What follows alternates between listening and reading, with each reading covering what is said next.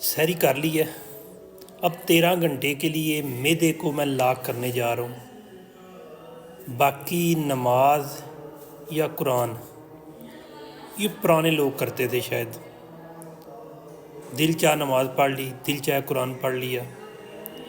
بظاہر ہم کامیابی کی طرف جا رہے ہیں، لیکن حقیقت میں ہم نے دوزخ کو خرید لیا اور دوزخ کی اعلی معلی منزلیں یعنی کہ بہترین آگ کا انتخاب کرتے جا رہے ہیں، جس کا احساس ہمیں تب ہوگا جب ہم دنیا سے رخصت ہو جائیں گے۔ اور جب ہم رخصت ہوں گے، ہمارے عزیز و اقارب ہماری چارپائی کے ارد گرد کھڑے ہو کے روئیں گے، دفنائیں گے، اور گھر آتے ہی فاتحہ نہیں کرتے ہوئے سیاست کی اور دنیا داری کی اور نئے نظام کی باتیں شروع کر دیں گے۔ 3 دن کے بعد کل کے فیشن کے بعد تقریباً 10% ہمارے رشتہ دار یاد رکھیں گے، اور پھر 10واں آئے گا اور پھر 40واں آئے گا۔ 40 کے بعد اولاد بھی بھول جائے گی، والدین ہیں، بھائی ہیں، سارے بھول جائیں گے۔ اور اس کے بعد جو امام کے سامنے 40ویں تک ہم نے 200-300 قرآن پاک دے دیے نا، وہی ہماری کمائی ہوگی۔ اور وہ بھی ایسا قرآن کہ لوگوں کے سامنے علی اعلان کہہ رہے ہیں کہ ہمارے پاس ریسورسز ہیں اور ہم نے مدرسے میں جا کے 300 قرآن پاک خرید لیے ہیں۔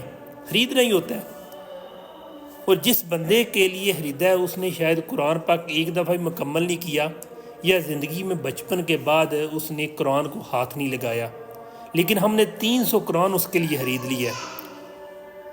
اور اس کے بعد زندگی دوبارہ چلتی جائے گی اور ہم ماڈرنائزیشن کی طرف چلتے جائیں گے، اور پھر وقت آئے گا کہ پہلے تو 40ویں تک رشتہ دار، ایک قریبی رشتہ دار خون کا رشتہ یاد رکھتا تھا، پھر کل کے بعد سب بھول جائیں گے۔ ہم روزانہ جنازے پڑھتے ہیں، جنازوں میں اضافہ ہوتا جا رہا ہے، اور جب ہم جنازہ پڑھ کے قبر میں دفناتے ہیں اس وقت ہمیں ایک موقع ملتا ہے احساس کا، لیکن ہم احساس کو بھول رہے ہیں۔ اسی بدولت فلسطین میں ظلم ہو رہا ہے، اسی بدولت پاکستان میں انتہا کی غربت، انتہا کا ظلم، انتہا کے ظالم حکمران چھائے گئے ہیں، وہ ہم پہ حکمرانی کر رہے ہیں۔ اس کی وجہ ہمارا جذبہ امانی کمزور ہے، اور ہم اس وقت جو روزے رکھ رہے ہیں فقط اللہ سے ڈرتے ہوئے اور فیشن کے طور پہ رکھ رہے ہیں، باقی ہمارا مقصد کوئی نہیں ہے۔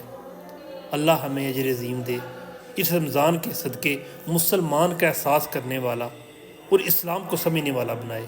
فی امان اللہ۔